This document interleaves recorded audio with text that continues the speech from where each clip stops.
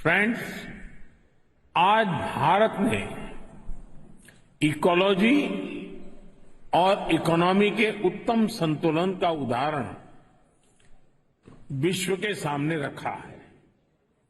भारत में विश्व की 17% आबादी होने के बावजूद ग्लोबल कार्बन एमिशंस में हमारी हिस्सेदारी ओनली 4% से भी कम है। भारत विश्व की उन कुछ इकोनॉमीज में से एक है जो एनडीसी टारगेट्स को पूरा करने की राह पर है। एमिशंस इंटेंसिटी संबंधी टारगेट्स को हमने 11 साल पहले ही हासिल कर लिया है। नॉन फॉसिल फ्यूल टारगेट्स को हम निर्धारित समय से 9 साल पहले ही प्राप्त कर चुके हैं और भारत ने इतने पर ही नहीं रुके हैं। हमारा लक्ष्य 2030 तक एमिशंस इंटेंसिफाई को 45% घटाना है। हमने तय किया है कि नॉन फॉसिल फ्यूल का शेयर हम बढ़ाकर 50% करेंगे और हम 2070 तक नेट जीरो के लक्ष्य की तरफ भी बढ़ते रहेंगे। फ्रेंड्स, भारत ने अपनी G20 प्रेसिडेंसी में one earth, one family, one future की भावना के साथ क्लाइमेट के विषय को निरंतर महत्व दिया है। सस्टेनेबल फ्यूचर के लिए हमने मिलकर ग्रीन डेवलपमेंट पैक्ट पर सहमति बनाई। हमने लाइफस्टाइल फॉर सस्टेनेबल डेवलपमेंट के सिद्धांत तय किए। हमने वैश्विक स्तर पर रिन्यूएबल एनर्जी को 3 गुना करने की प्रतिबद्धता जताई। भारत ने ऑल्टरनेट फ्यूल्स के लिए हाइड्रोजन के क्षेत्र को बढ़ावा दिया और ग्लोबल बायोफ्यूल्स अलायंस भी लॉन्च किया। हम मिलकर इस नतीजे पर पहुंचे कि क्लाइमेट फाइनेंस कमिटमेंट को बिलियन से बढ़ाकर कई ट्रिलियन तक ले जाने की आवश्यकता है। साथियों, ग्लासगो में भारत ने आइलैंड स्टेट्स के लिए इंफ्रास्ट्रक्चर रेजिलिएंट इनिशिएटिव की शुरुआत की थी। भारत 13 देशों में इससे जुड़े प्रोजेक्ट्स तेजी से आगे बढ़ा रहा है। ग्लासगो में ही मैंने mission life style for environment का विजन आपके सामने रखा था। इंटरनेशनल एनर्जी एजेंसी की स्टडी कहती है कि इस अप्रोच से हम 2030 तक प्रति वर्ष 2 बिलियन टन कार्बन एमिशन कम कर सकते हैं। आज मैं इस फोरम से एक और प्रो प्लैनेट, प्रोएक्टिव और पॉजिटिव इनिशिएटिव का आह्वान कर रहा हूं। यह है ग्रीन क्रेडिट इनिशिएटिव। यह कार्बन क्रेडिट की कॉमर्शियल मानसिकता से आगे बढ़कर जन भागीदारी से कार्बन सिंक बनाने का अभियान है।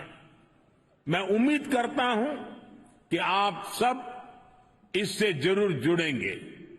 साथियों, पिछली शताब्दी की गलतियों को सुधारने के लिए हमारे पास बहुत ज्यादा समय नहीं है। मानव जाति के एक छोटे हिस्से ने प्रकृति का अंधाधुंध दोहन किया, लेकिन इसकी कीमत पूरी मानवता को चुकानी पड़ रही है।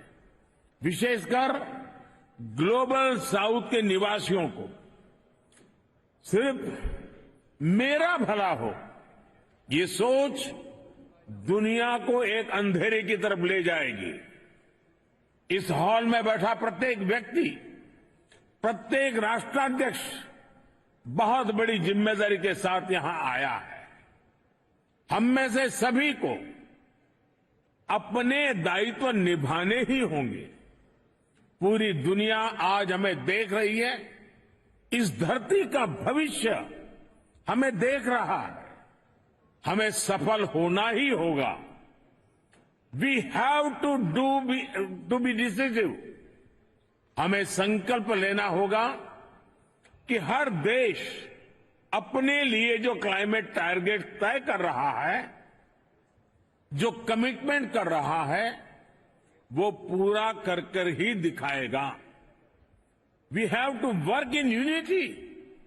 हमें संकल्प लेना होगा कि हम मिलकर काम करेंगे, एक दूसरे का सहयोग करेंगे, साथ देंगे। हमें ग्लोबल कार्बन बजट में सभी विकासशील देशों को उचित शेयर देना होगा। We have to be more balance. हमें ये संकल्प लेना होगा कि adoption, mitigation, climate finance, technology, loss and damage, इन सब पर संतुलन बनाते हुए आगे बढ़ें। We have to be ambitious. हमें संकल्प लेना होगा कि एनर्जी ट्रांजिशन जस्ट हो, इंक्लूसिव हो, इक्विटेबल हो। We have to be innovative. हमें ये संकल्प लेना होगा कि इनोवेटिव टेक्नोलॉजी का लगातार विकास करें। अपने स्वार्थ से ऊपर उठकर दूसरे देशों को टेक्नोलॉजी ट्रांसफर करें। क्लीन एनर्जी सप्लाई चेन को सशक्त करें। Friend, Bharat UN framework for climate change process के प्रति प्रतिबद्ध है। इसलिए आज मैं इस मंच से 2028 में COP 2028 में COP 33 समिट को भारत में होस्ट करने का प्रस्ताव भी रखता हूं। मुझे आशा है कि आने वाले 12 दिनों में ग्लोबल स्टॉक टेक की समीक्षा से हमें सुरक्षित और उज्जवल भविष्य का रास्ता मिलेगा। कल लॉस एंड डैमेज फंड को ऑपरेशनलाइज करने का जो निर्णय लिया गया है, उससे हम सभी की उम्मीद और बड़ी है। मुझे विश्वास है यूएई की मेजबानी में ये COP 28 समिट सफलता की नई ऊंचाई पर पहुंचेगी। मैं मेरे brother His Highness Sheikh Mohamed bin Zayed और संयुक्त राष्ट्र संघ के secretary general His Excellency Guterres को मुझे ये विशेष सम्मान देने के लिए विशेष रूप से आभार व्यक्त करता हूं। आप सभी का बहुत बहुत धन्यवाद। Thank you.